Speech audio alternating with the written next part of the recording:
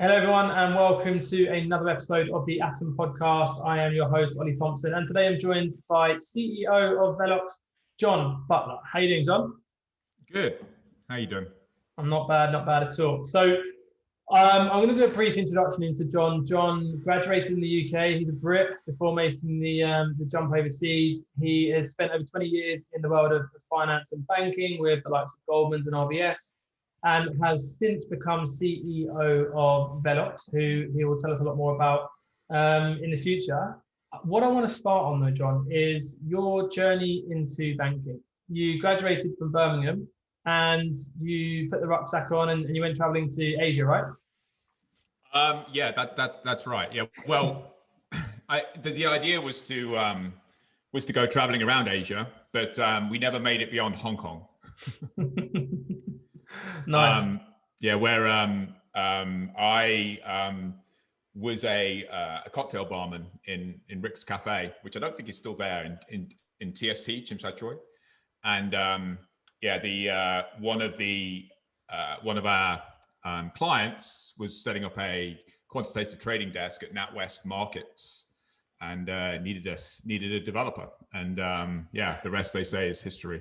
And then so they looked around the bar, saw the guy shaking up the mojito at the front, and thought, "That's our guy. That's the C++." Yeah, exactly. Yeah. Well, I mean, back then, this was '96, right? There, for the subsidiaries that were out in Hong Kong, there wasn't a lot of Western developers out there, right? So it was the backpacking, the people that went actually through backpacking, and because it was a massive, because back then all the bars were staffed by students, basically. British students, because it's still a British colony. So actually it was actually a well-trodden path of hiring talent, which is going around the bars and trying to figure out who works there that's actually can do something.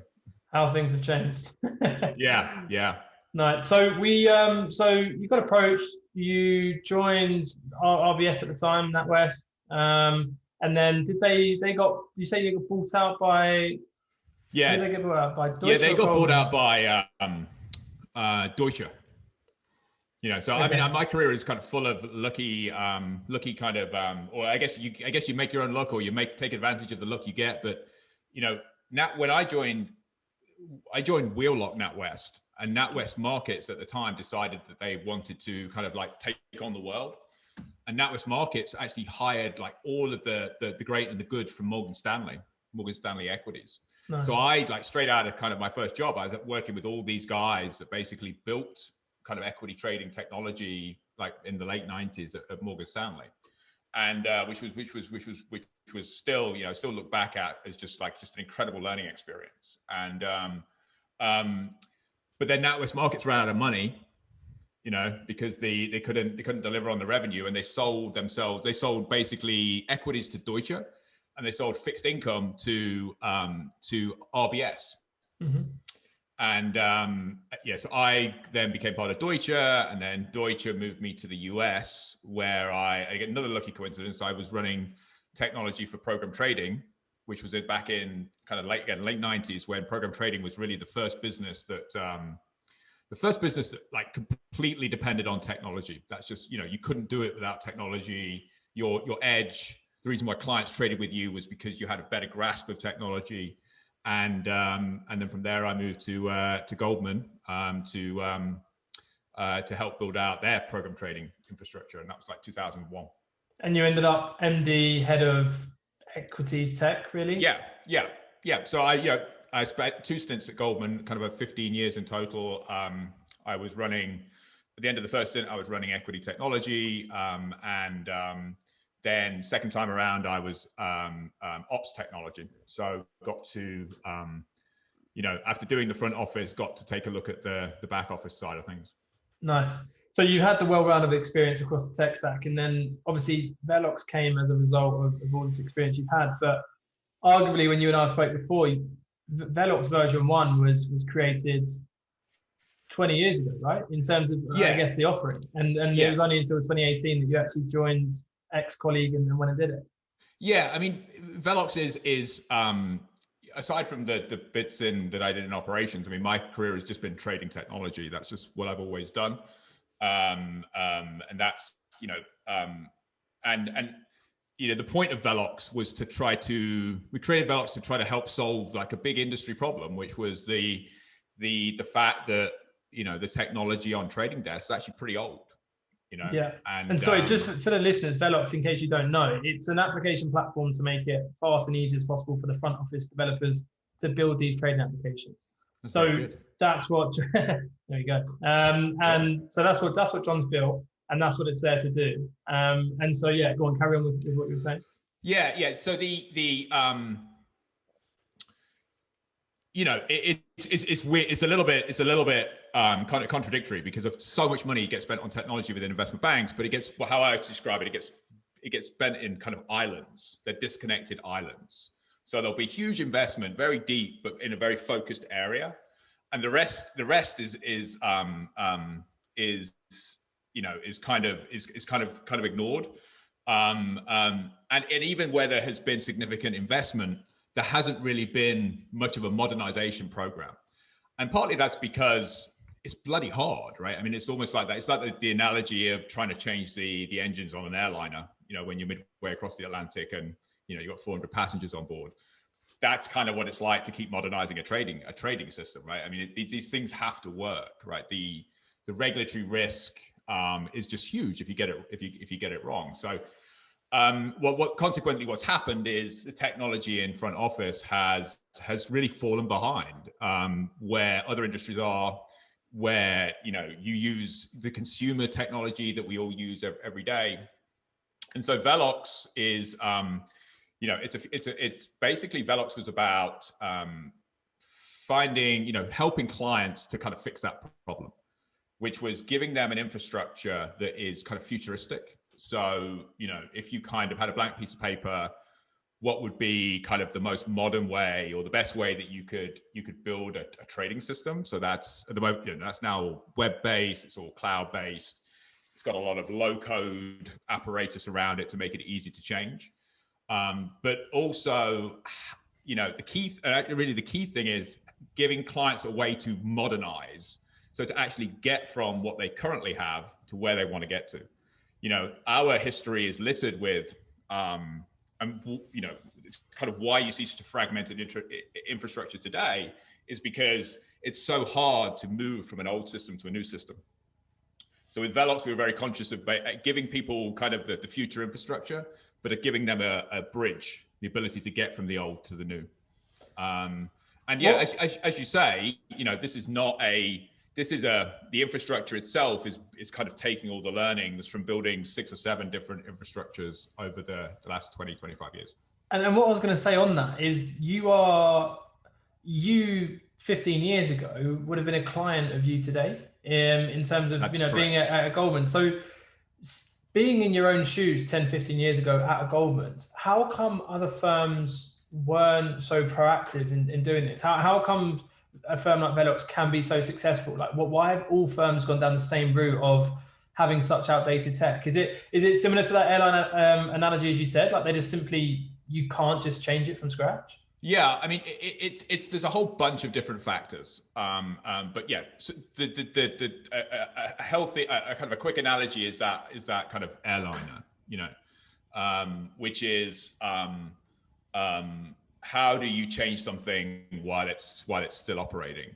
But there's a few other things in there as well, right? So it's hard for these are big projects, and investment banking, internally within investment banking, everybody kind of like, says how hard it is or how bad we were at doing large projects.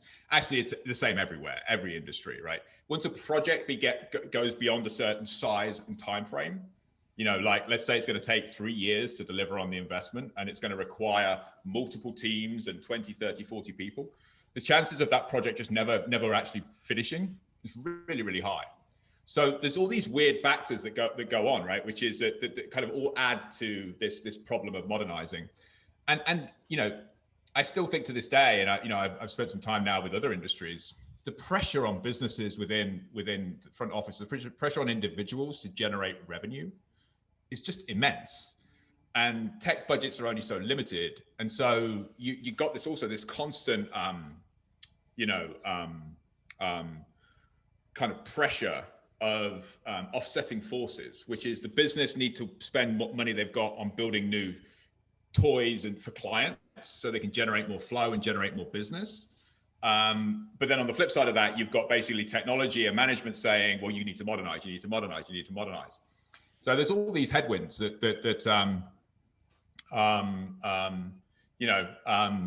make it really, really difficult.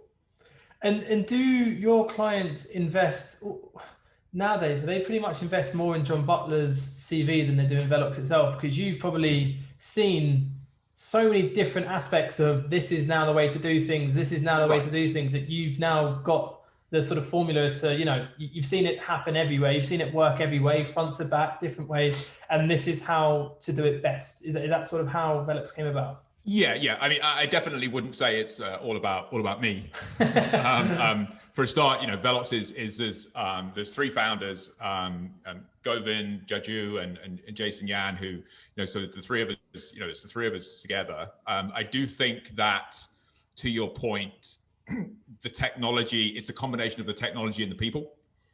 Because if you're a capital markets firm, then you've got two problems, right? One is you need the technology, but two, you need to be able to kind of, apply that technology in the right way, in an efficient way. And so our experience helps a lot, when talking to clients about, helping them to get comfortable that we can give them the technology they need, but then we can also help them, use it to solve the problems that they have.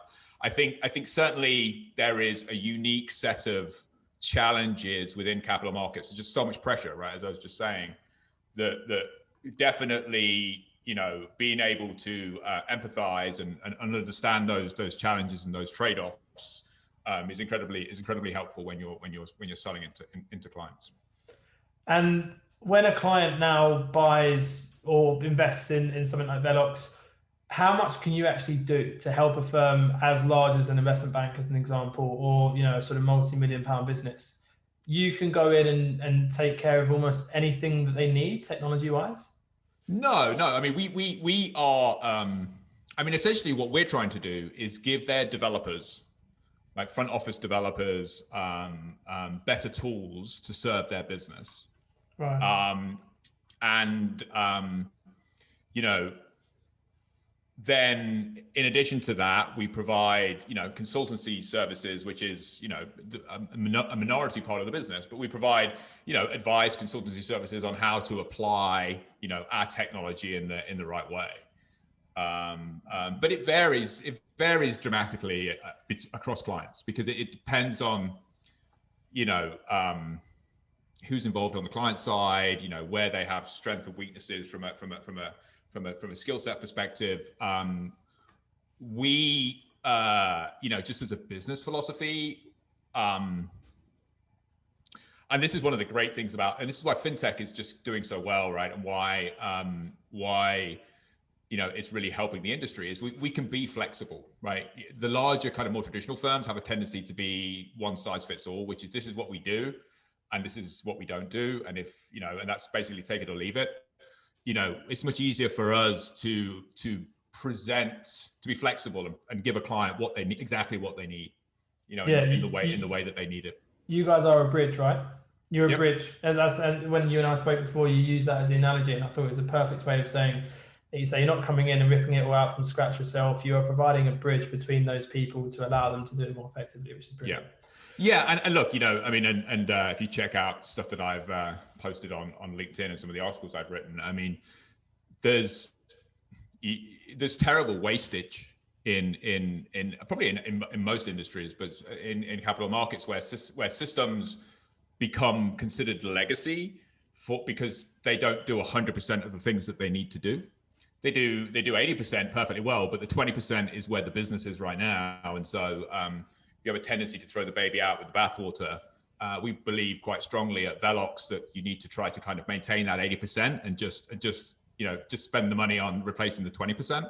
Yeah. And our technology tries to by being able to build on top of what's already there. It enables them to do that. And I guess everything you've said so far is sort of built up to this point, but you work in capital markets, so it could be anything from, banks, it could be funds, it could be vendors, but what you're pretty much saying is your job is to make money, or your job is to be a bank, as opposed to your job is to build technology. Yeah. You're not a technology firm, you are a financial firm. So do what you guys do best, and then where you need the support, come to firms like us to support it.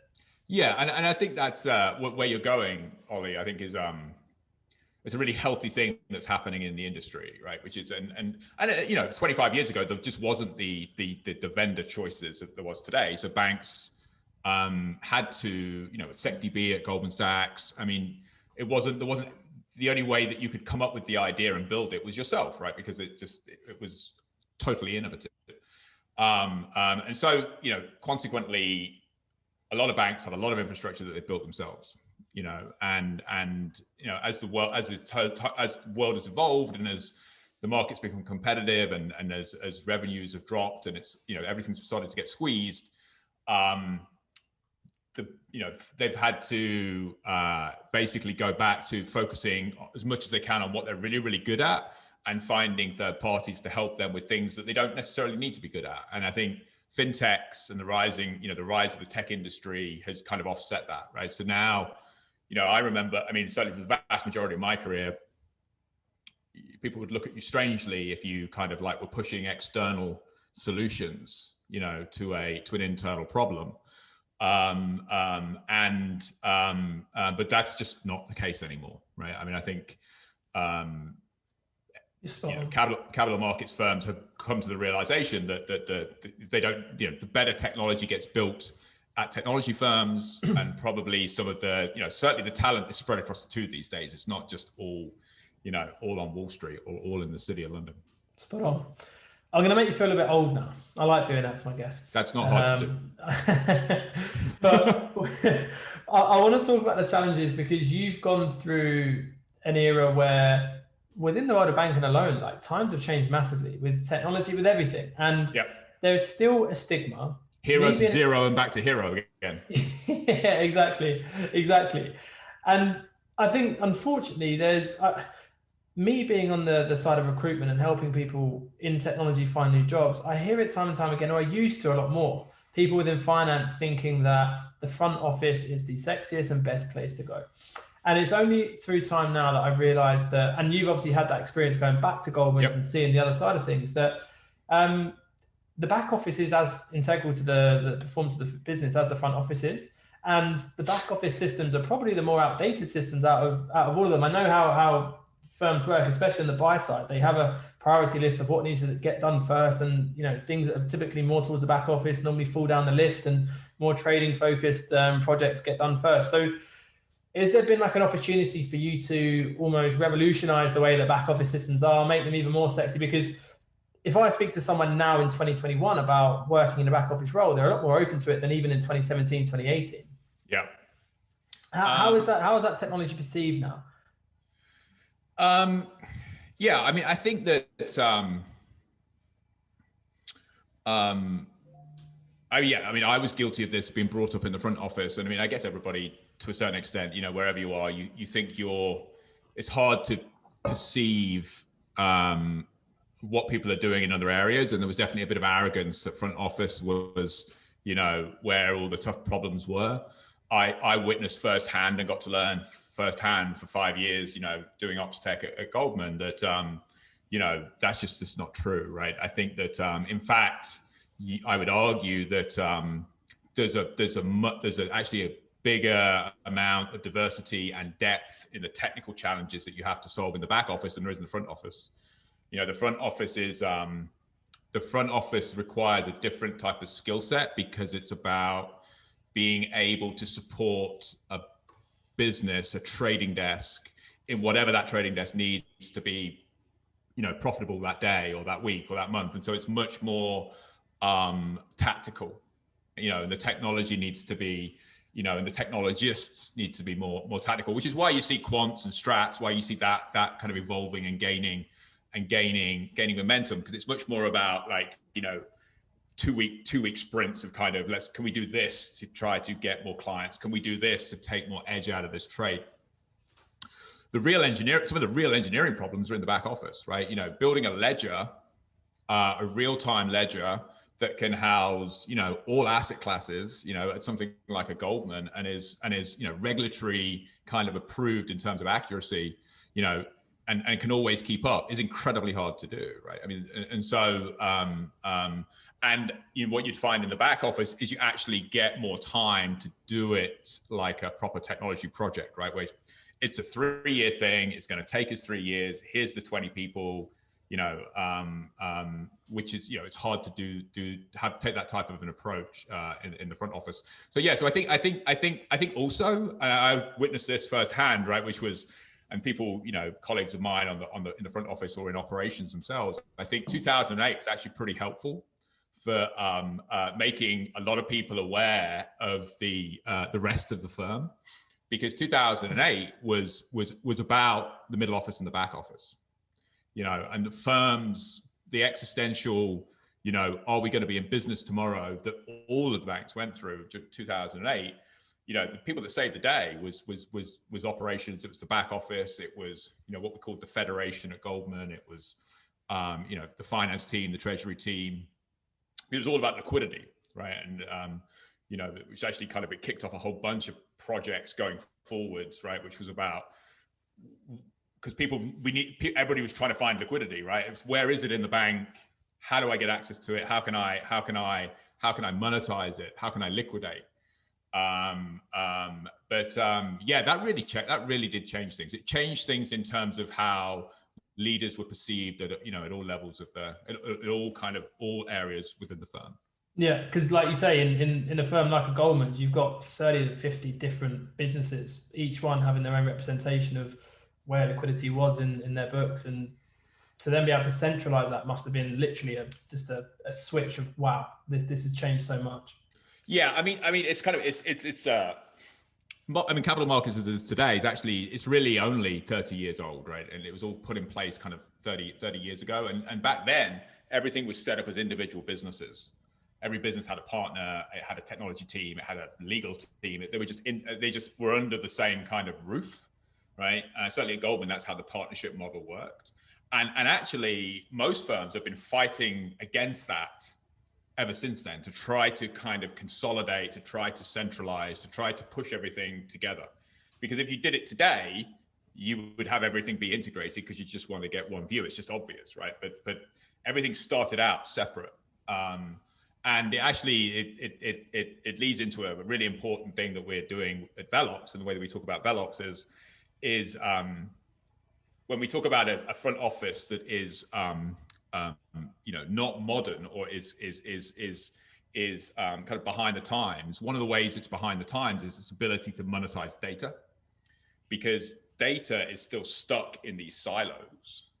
You know, and if you're what is a trader? I mean, something we talk about at Velox is aggregate, analyze, act, right? If you're a trader, what are you trying to do? You're trying to get access to the best possible information in real time. You're trying to do the analysis that you need to do kind of in real time, and then you're trying to act on it, right? And so one of the things that the Velox infrastructure allows you to do is actually identify and pull in all of that data in real time, into one place, so that so that traders are able to monetize it. And a lot of that is just because of the way that 30 odd years ago all these businesses were kicked off and put in place. It's amazing how many things that you deal with that seem like a good idea at the time. I've had it turned out to be not such a great idea over the fullness of time.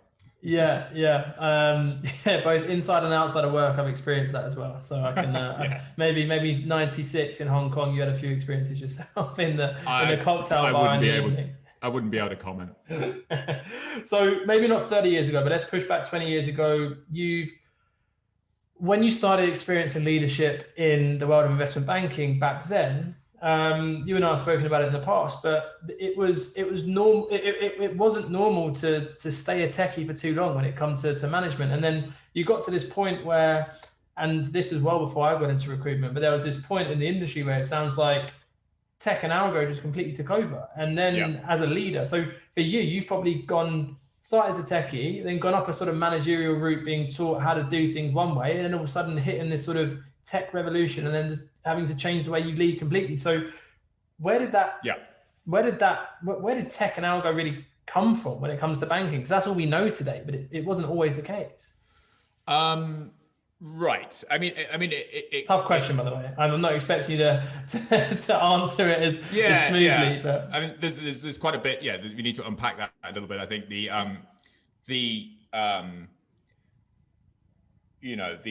I mean, a lot of it's just about automation, right? A lot of it is about, I mean, a lot of it was driven by regulation for a start, which was during that kind of rise of technology, rise of algo.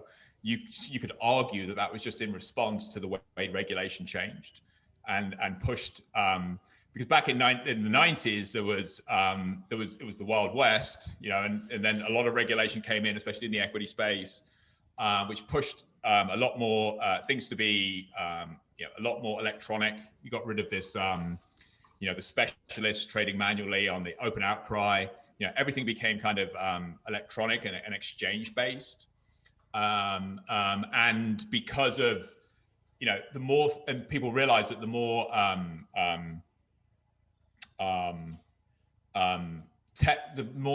the more electronic things became, the easier it was to surveil them, right?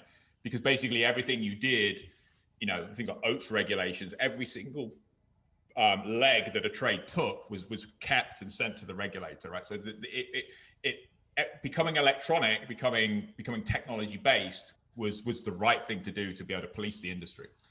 But I think also, I think that, I don't even know the leadership, what in terms of leaders, and certainly, one of the things that kind of heavily affected my career, right, was, the leadership change. What was expected of leaders changed over that time as well. And I think it's kind of related, but it's kind of unrelated as well in some ways. I think that, because I think it probably happens in other industries, there's a real, it's very difficult, a leader in technology is an odd thing, because if you're running a large organization, let's say, and when I say large, I mean, like, let's say north of 100 people, right? What are you better off knowing, right? Are you better off being, a manager of people and being able to kind of get the best leadership team underneath you that can know how to get the best leadership team under them and kind of make that organization function, or are you better off, but who's going to make the technology decisions there? Who's going to know that, we need to move to Java, or we need to move to Scala, or we need to start, building everything in the web browser, right? And really pushing those things through, or, instituting these coding practices, because that's what's going to, make more efficient code. And so what's actually happened what I've observed is kind of a bit of a pendulum effect where, I remember being told to stop coding, pretty early on in my career, because, you can't get promoted if you're, spending all your days kind of, you need to get out there being a leader, you need to be communicating, you need to be, but then the pendulum kind of swung back, towards, kind of like 2010, let's say, where, there was an emphasis on trying to have technology leaders that were very, very technical. And the kind of pendulum it was a pendulum, it kind of overcompensated. Somewhere in the middle is really where, technology leaders need to be. And so, if I look back at my career and I kind of, what advice I would give people is, even if you're being told to do more of one and not the other, you need to make sure that, behind the scenes, you're keeping yourself, especially if you're being told to do less technical hands-on stuff, behind the scenes, you need to keep yourself technical, because at the end of the day, it is about technology, and it's about leading technologists. At the end of the day, comes by being able to lead them from a technical level, as well as, on the kind of human level. And I think, I think what history has shown us now, when you look at the people that are running, that created Facebook, or the people that created Google, or the people that created these firms, I mean, they're very, very technical individuals, right? That kind of like really saw through, the technology that was available, and kind of leverage that technology at a very kind of low level, to turn it into a business. Do you think, just really, really quickly on that point that you just made, is that because they are less worried about money and they are just worried about a solution as opposed to revenue? Do you think with those tech businesses? Everyone always says you should only open up a business if you're doing it to solve a problem rather than trying to make money. If someone sits there saying, "I want to open up a business because I want to make money," it will never Yeah. be as successful. I just think it's the technology idea that is the X factor at the end of the day. You know, you know, if you unpeel something like a Facebook, I mean, you can argue that obviously there's other factors, right? And right time, right place, right time. But like, Facebook was the kind of monetization of a technology, right, in the beginning.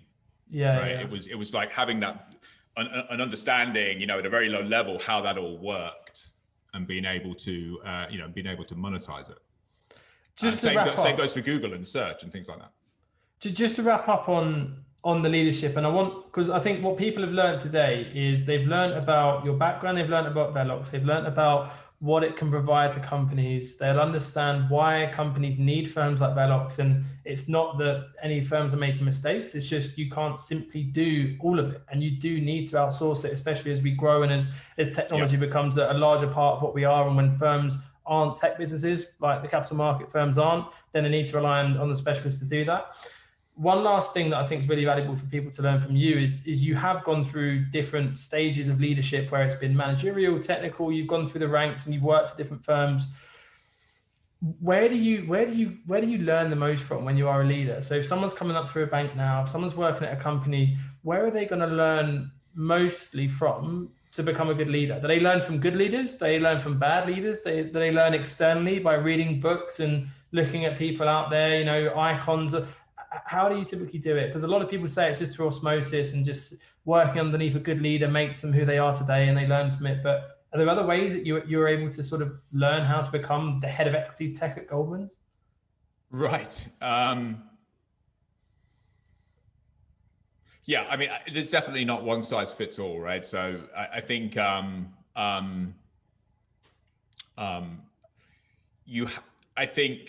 advice I would give is everything you do, every conversation you have, has the ability to tell you something about how effective you are, right? So I think you have to try to be like constantly learning about that. Like, did I get what I needed out of that conversation, right? Did I influence that person? And if I didn't, why not? Right. I think you have to basically set yourself up to be constantly learning and constantly thinking, did I do that as well as I could? And if not, could I do it harder? Could I do it differently? I think that,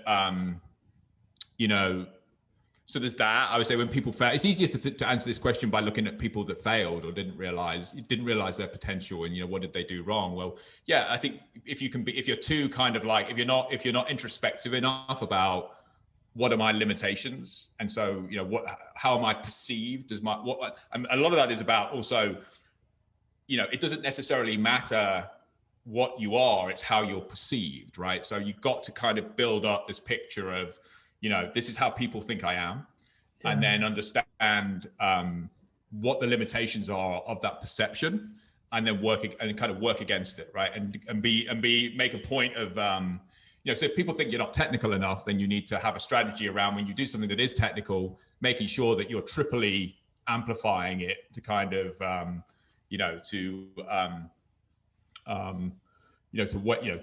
kind of offset that. I think the other thing as well, why people fail is they have a tendency to people can be too choosy and too picky, about the types of opportunities they're given.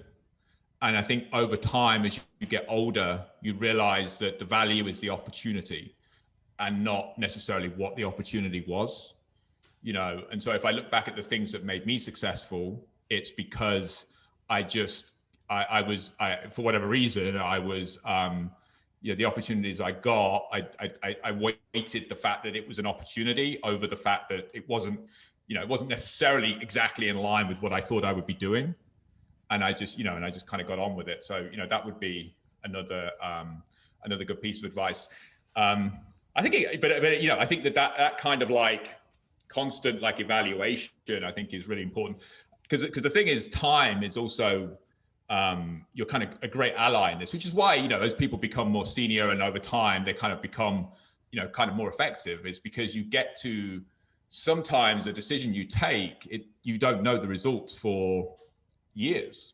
You know, especially in like like a lot of the Velox learnings, right? I mean, and we talk about a lot about this with you know, with clients, which is the average life of a system is, you know, let's say 5 to 10 years, right? So if you're hiring somebody, you know, I mean, I do this, right? You want to make sure that you're hiring people that have lived the life cycle of their decisions, right? Because it's only really once you've lived through it, you know, you can really tell. Because some things, like for instance, you'll build a system in the first year, it's all wonderful because the issues will only present themselves when we have 100 users, or, you know, volume goes up by 1,000%, or the technology team turns over and all the new people come in and they can't figure out how to use the platform. So it's only over the long, when you kind of open the aperture, right, and look at things, zoom out, you know, you can really start to see, oh my God, that seemed like a great decision at the time, but I was just totally wrong, right? And I think, you know, learning from that is, and you know, it's not like anybody can really blame you for that, because you did the decision based on the information you had, but you know, over time you're able to realize that there's a long-term, you know, consequence of that approach. That's brilliant. Jon, I can't thank you enough for coming on today and having the conversation. Jon and I have been trying to book this in for I don't know how long now, but it's been moved around in our calendar a ridiculous amount of times. So happy that we've finally been able to do it. I'm sure that everyone else listening in is really keen to see how Velox get on this year. You're an absolute gent. I wish you all the best. And yeah, thank you so much for coming on. You're welcome. Cheers, Jon.